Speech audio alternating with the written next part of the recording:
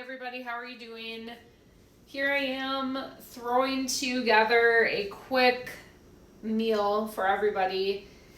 So I'll start out by explaining this is from Pillsbury, and if you just Google Pillsbury 5-ingredient beef enchiladas, that is what these are. You need beef, cheese, enchilada sauce, any kind of salsa you like, and you can use any kind of enchilada sauce, and then your tortillas. I used flour tortillas. I used the burrito size.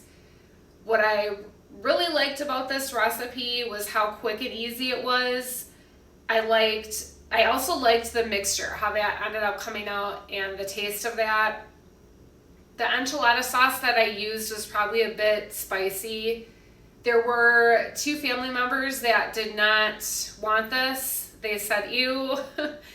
What we ended up giving them is some tomato soup and some crackers to go with it. It can be so difficult pleasing everybody, and then all the time and effort it takes into making these family dinners.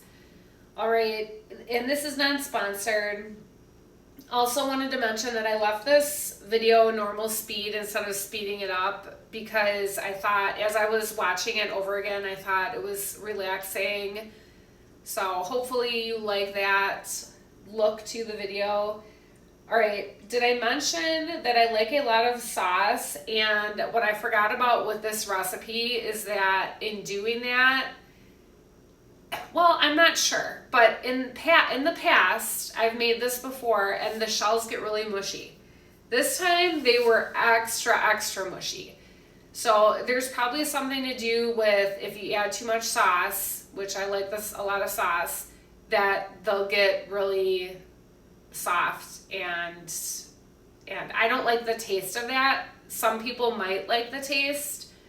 If I made this all over again, would not put the shells in the casserole dish. I would leave them off to the side so that you'd end up having a enchilada taco, if that makes sense. I would cook the casserole dish with all of the ingredients inside, and then when it was done cooking, we could just add our topping. We could just add that mixture to the tortilla shell.